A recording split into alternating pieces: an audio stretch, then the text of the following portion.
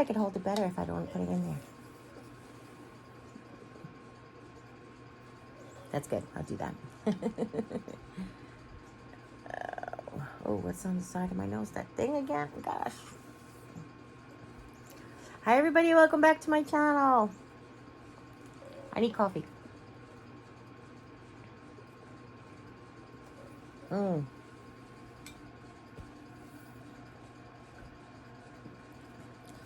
I know a lot of you... Oh, let me just put this someplace safe. Oh, my iPad's upside down.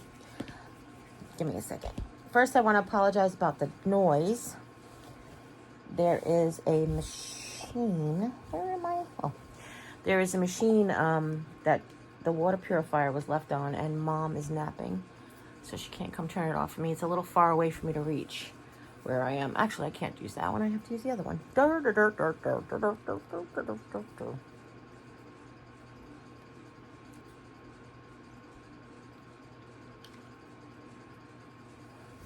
Are you there? Are you there, God? It's me, Margaret. Okay, there we go. Hi, everybody. Welcome back to my channel. I thought I would come on this morning and vlog an update. I miss you guys. I miss crafting. I realize that not everybody follows the vlog channel, and I mostly post there lately.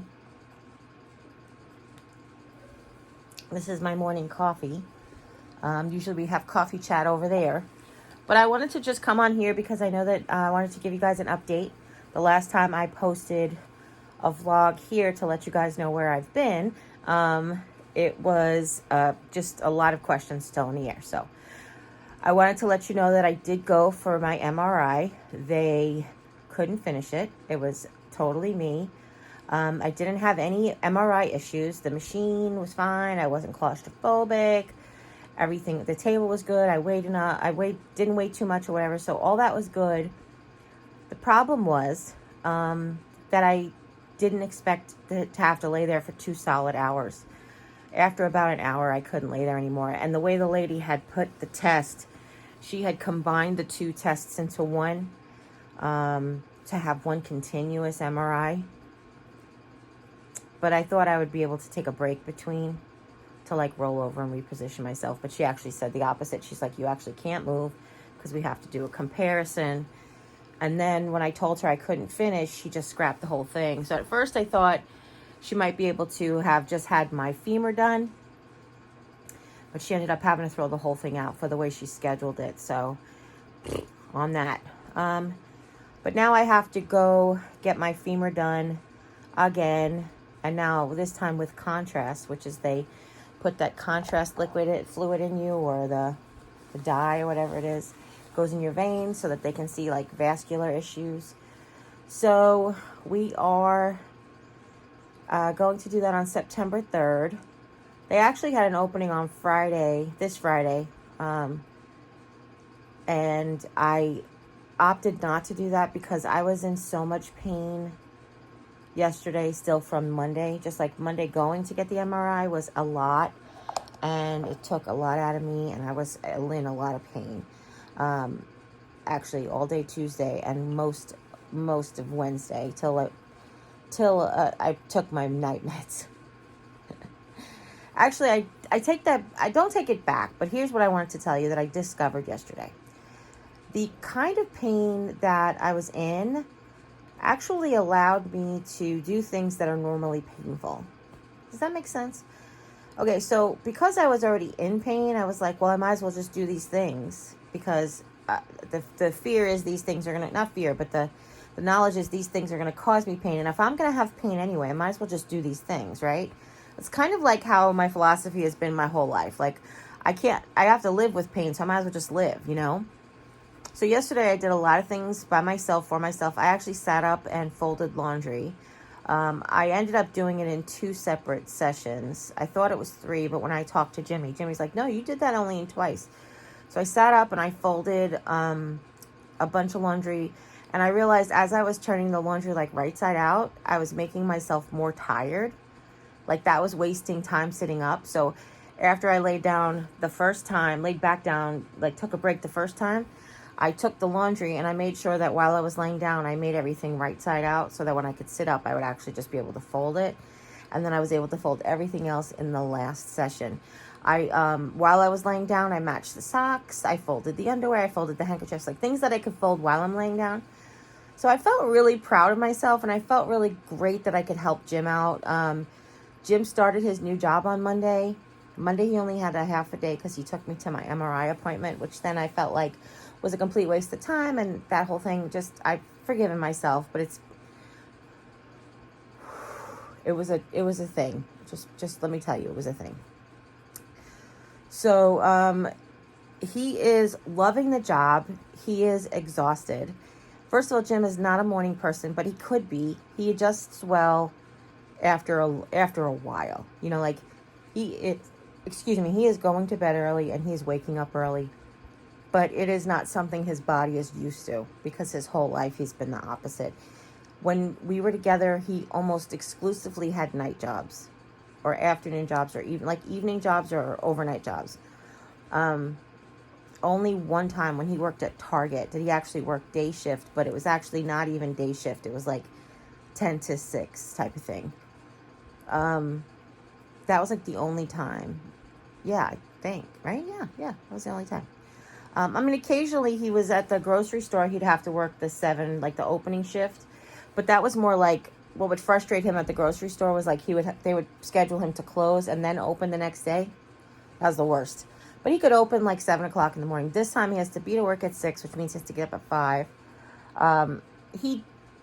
Because he has to help me out, and he's getting up a little early, which it's okay because he's actually falling right to sleep at night, which I really appreciate. Michelle Weeks sent him a little noisemaker, like a little sound machine that plays thunderstorms. And Michelle, that thing is like chloroform. Just like he puts it on and then he puts his head down and just goes right to sleep. But I will tell you, oh, you know what? The sun's coming out. Alexa, turn off bedroom lights, please. I hope I didn't just trigger everybody's digital assistant. But anyway, he is, of course, in the adjustment period. So every day, the last 2 days, he wakes up and he's like, oh, I don't know if I can do this. And I was like, baby, you can do this. It's just new. You haven't been working outside of the home for months. You haven't worked even around the home. I mean, he built the shed, but before that, he didn't do anything since we left for Texas. Like, nothing physical. He, like, cleaned the house. I'm not cleaning the house, and I didn't mean to make a face, but he, like, kept the house up, and he cooked dinner, but he didn't do any of, like, the physical moving or any of, like, the physical activities since Texas. He did take stuff to the storage facility, but that was, like, the extent of it, and that was, like, plastic bags mostly. And he had a dolly there. So it's like, really, his body had gotten used to, like, not doing a lot of physical labor. Because Texas was a month ago. So, like, for a month, he didn't really do anything except build in the shed. Anyhow, actually, Texas was longer than a month ago. Oh, jeepers. Okay, besides the point. Get together, Jerry. Get together. Ooh. Sorry, I had to adjust my leg and it's knocked you over. So, we are doing really well. Otherwise, like, I know that if you watch Jim's channel, then a lot of people have come to me with concerns. But I wanted to let everybody know that really we're good. He had this vlog where he had vented a lot of what people perceived as really negative things towards me. But to him, it was just venting. It wasn't him calling me out on things. And I understand that it's a public forum, and some people think he should have been more mindful of what he said. But honestly, it's his channel. He can do what he wants. There is really nothing. I can't imagine there's anything on there that he has said to you guys that he hasn't said to me that we have talked about. Trust me. I mean, trust me. We have really gone through it, as you can imagine, over the course of 21 years of marriage and 22 years of being together. We have gone through it. So it's really okay to me that he uses that channel to vent. And I appreciate everybody coming to me with the things. But honestly, I will tell you, it's sort of not the people who said maybe you should watch it, but the people who came with me with specifics.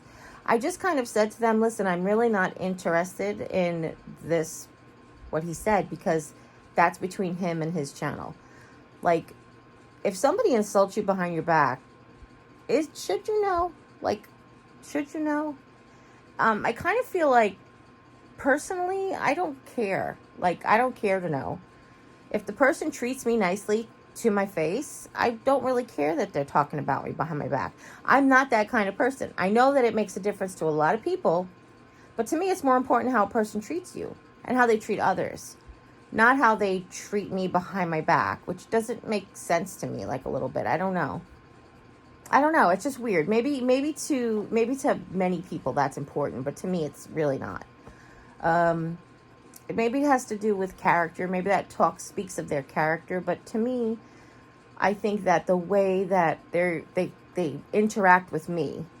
So because I have a lot of people who I have a lot of friends who are like, oh, she's a bitch or whatever. And I'm like, well, not to me, she's not. So I don't know what to tell you. Like, I like her and she's nice to me and it's what it is. So, like, isn't that what's important type of thing? So I don't know. But I just wanted to say to those people who reached out to me, thank you for trying to stand up for me and protect me and all the things. But it's okay. He's my husband. There really isn't anything I have not heard before, to be honest with you. There's nothing I haven't heard before. And though I appreciate it, I don't need to hear it. It's fine. That being said, like, I don't know, is ignorance bliss? You guys thinking I'm ignorant? Because honestly, I will tell you, there really is nothing that he could have said that he hasn't said to me before. Honest to God. We've been through a lot of stuff, so. I'm really looking forward to getting back to being on my feet and getting back to my life. And my mental health is really doing well, considering, like, I have a couple of times where the most times, like, when I break down, like, a few minutes ago, I was emptying videos out of my phone. And I found some footage of, like, a day in life that I shot that I just decided not to share. But it was from last July. And I was like, I'm sorry, I don't mean to get teary, but this is what happens.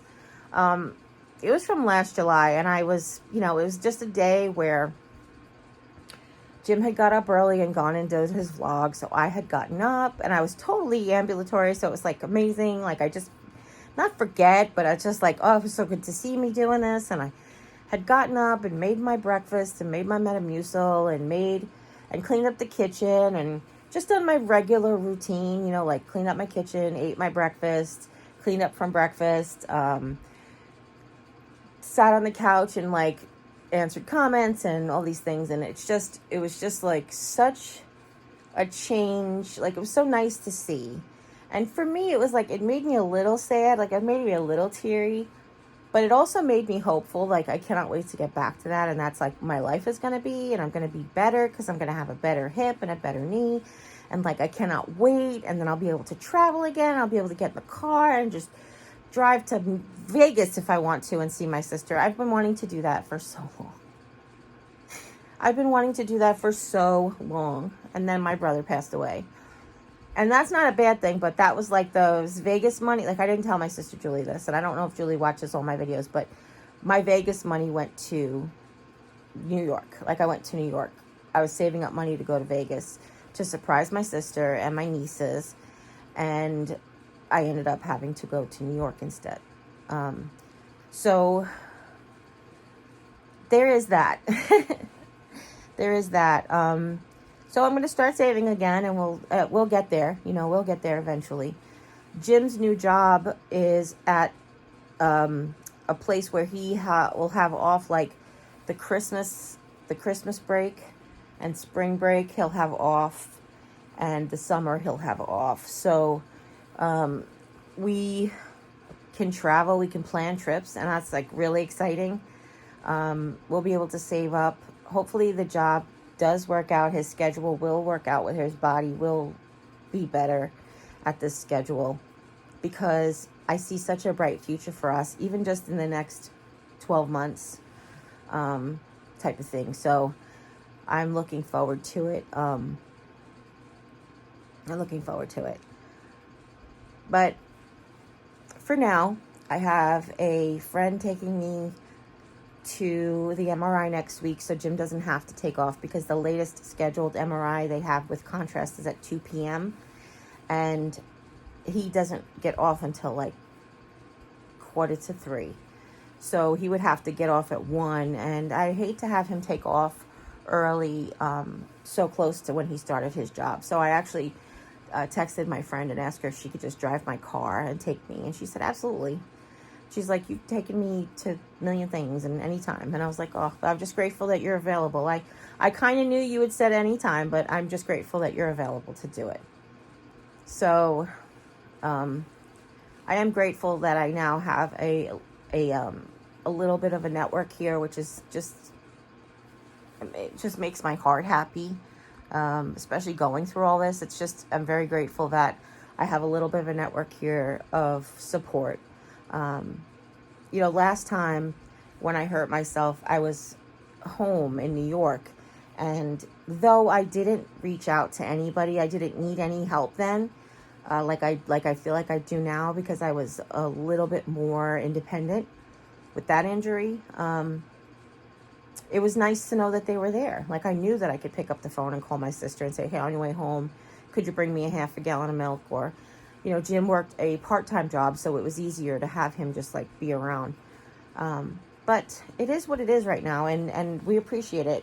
And he was starting to feel overwhelmed this morning.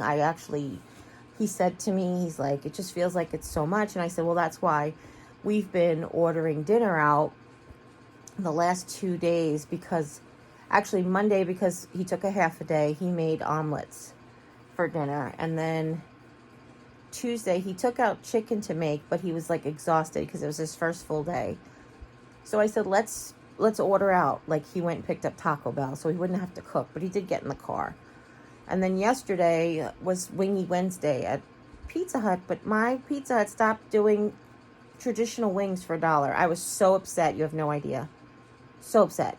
So we ended up getting Papa John's for dinner, and I haven't had carb day in a very long time because of laying here kind of thing. But yesterday I had, yesterday I had emptied my system out, and I was hungry. Like, for the first time, not really first time, but I rarely get hungry anymore just laying here. So yesterday I had a protein bar for breakfast. And then I was hungry at dinner time. So I decided to try their gluten-free pizza from Papa John's. And it's not recommended for people with celiac disease because they can't guarantee no cross-contamination. But I have a huge problem with gluten affecting my arthritis. Gluten can have inflammatory properties, and it always makes my arthritis feel bad. I know I've talked about this. I tried to go gluten-free a couple of years ago. And I was mostly doing that until I did keto. And then the keto-friendly bread is all wheat-based. And I had switched to it, and then I started to feel like this ick again. And I was like, this is what's going on. So I had to switch that out again. And I tried this gluten-free pizza, and it was so good. It was like a thin crust, like a thin pizza. If you guys get, I'm saying, they sell thin pizza everywhere, but here in St. Louis, that's what you get. You get like a thin crust pizza. There's actually I'm not in St. Louis, but here in Missouri, there's actually a restaurant here in Rolla that they'll do a double thick crust, and that's almost as thick as like a Neapolitan in New York. Not the crust edge, because the crust edge is still thin, but like the layer of the actual pizza dough. The double crust here at Pryor's Pizza is like the Neapolitan pizza in New York. So it's just to give you an idea of how thin the crust is. But you can get like a thin crust at Domino's, but that's what the gluten-free pizza reminded me of the thin crust. I thought it was delicious. I had gotten just regular sauce, which I realize now I probably should have gotten the Alfredo sauce just to help with the carbs. But I had just gotten regular sauce. I got Philly steak, onion, and mushrooms on it. And it was so good. And it probably would have really been good with the Alfredo sauce. I'm just saying. That probably would have been really delicious with the Alfredo sauce. I think I need a third pillow today. Excuse me while I adjust myself. Oh, there we go. Okay. Hi. So, let's see. What did I talk about? I was hungry yesterday. Oh, so I'm trying to help Jimmy. Like, I was like, I don't want you to have to come home and cook, especially your first week. We can plan something. He's like, well, I do need to make that chicken. I think I'll just do something easy, like a shake and bake chicken, like Aunt Helen's Parmesan chicken or something. And I wanted to let him know, and I think I'm going to let him know when Mom comes in. I'll talk to her. I think Mom knows how to make that. I think that Mom can make that. Like, he can actually take the day off, and she could make that. And she knows how to make side dishes because she cooks for herself. And I'm wondering if she'll be willing to cook tonight. So, but I have leftover food, so it really just be for the two of them. So they can make it with breadcrumbs, which is good. They can have, that's easy for them. Breadcrumbs and Parmesan cheese, not the panko. Have I made that for you guys? Have I talked about that yet? I basically, Aunt Helen's Parmesan chicken's on my channel. It's a recipe on my channel. It's basically plain breadcrumbs, Parmesan cheese, and we put garlic powder in it. You coat the chicken in butter, not egg. You coat it in butter, and then the breadcrumb mixture, and you bake it. And it's really delicious. It's so delicious. But when I switched to keto, I started using ground up pork rinds and Parmesan cheese. And that's really good too, because the pork rinds do have a deep flavor. So that's really good too. And we still do the garlic and stuff too. So, but now they can just use breadcrumbs. They don't have to worry about using the panko because I have other food to eat. I have like leftovers that I have to eat. Actually, the day Jimmy made the omelets on Monday, I really wasn't hungry. I had too much pain, but I knew I had to eat something, so I had half of my omelet. And then this morning, I asked him to heat the other half, so I had that right before I started vlogging. He makes really good omelets. He's had so much practice, and he's really gotten good at it. So I'm excited. I'm excited that, his new job is giving him more cooking skills, which I really appreciate. He's learning more recipes and learning new skills, which I really like. I'm really happy for him. I hope he has a good day today, too. He said, I just don't feel like it's worth it getting up every day. I said, you'll feel that way when you get your first paycheck. Because really, you don't feel like it's worth it. I mean, when you hand somebody their food and they tell you how good it was, that's worth it. But how often does that ever happen? So who comes back to the counter and says, hey, my food was delicious. Thank you for your service, or thank you for helping me, whatever. Or thank you for the delicious meal. Like, that doesn't really ever happen in like fast food service, So, I said, you'll feel that way when, when you get your first paycheck. And I was like, is there anything that I can do here? I know I can do very limited things, but I can do some things. Is there anything that I can do here that would be helpful? Like, that really would help you out so you don't feel so stressed out? And he's like, Jeri, I don't know what you could do to help me. So, I waited till he got to work. I did the tracking on the phone, and I noticed that he got there and it was still before 6. So I called him and he said, hey, what's up?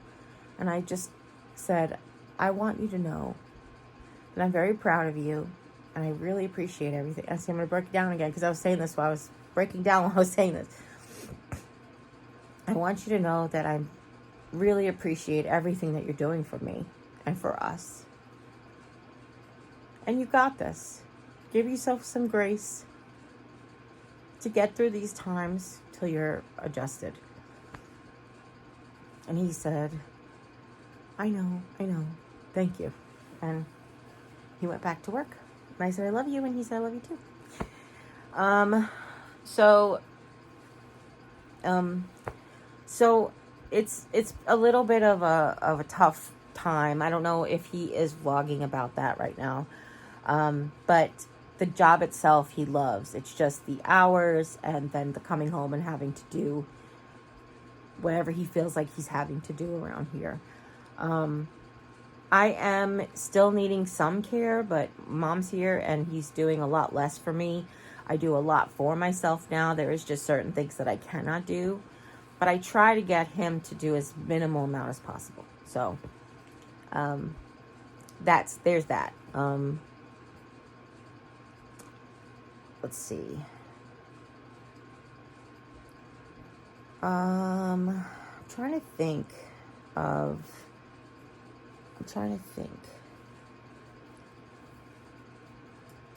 is there anything else?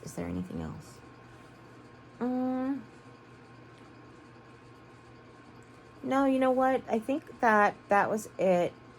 I did mention in a vlog that I do have this project that I started before I got hurt, and I haven't been able to finish it yet. And it's really making me crazy because I see the footage on my phone, and it's this time of the season where it would just be like a great gift, and I just can't get it finished.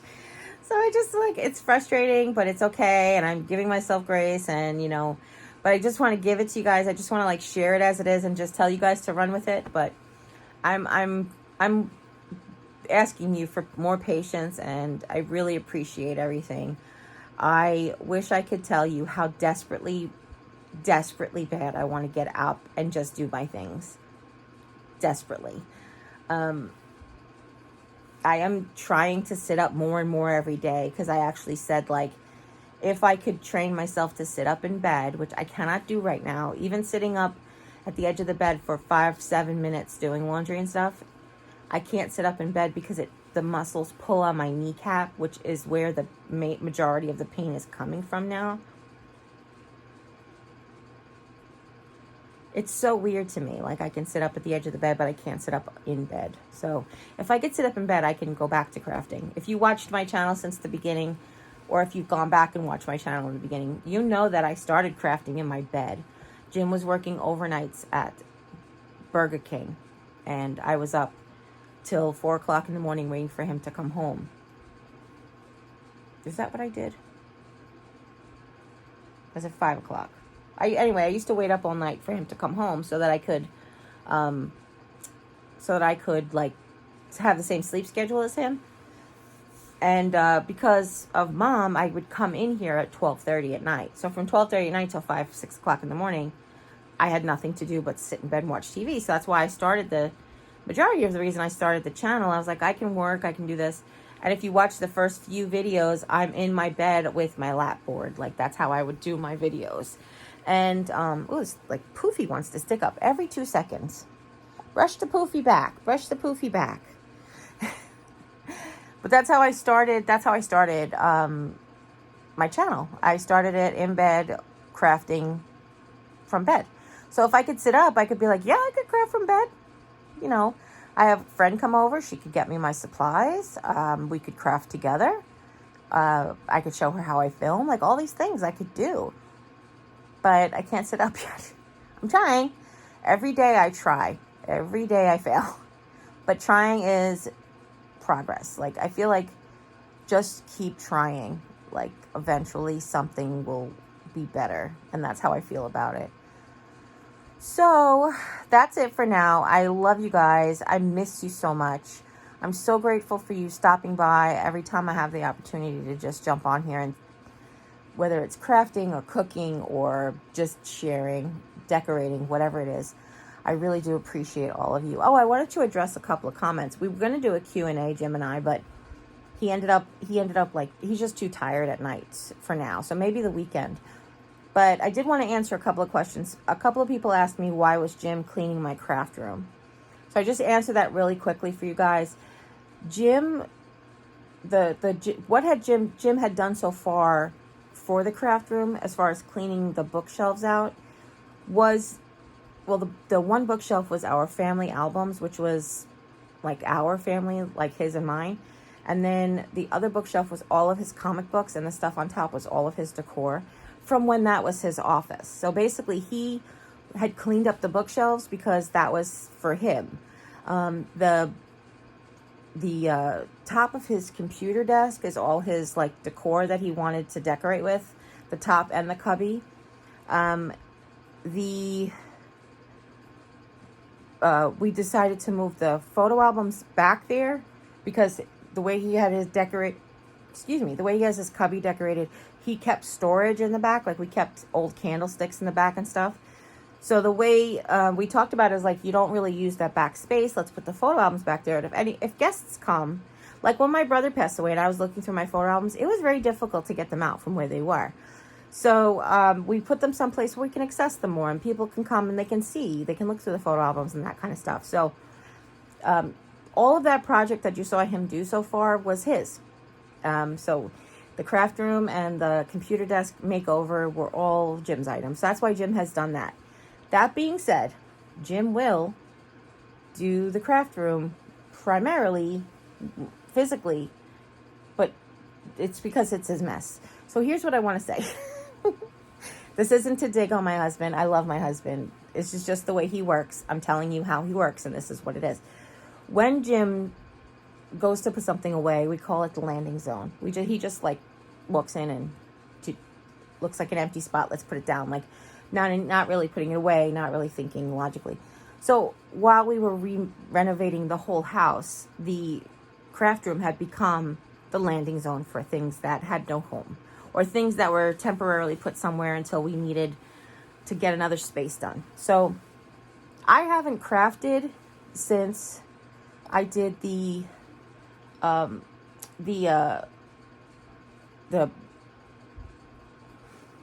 cystic fibrosis. I was going to say May. I was going to say did the May wreath, and that's why I was stuck. The cystic fibrosis awareness wreath I did in May, like around May 19th. That was the last time I crafted. It's the end of August now. So in 3 months, I haven't crafted anything. So all the mess that's in there has been the mess that he's pretty much been responsible for.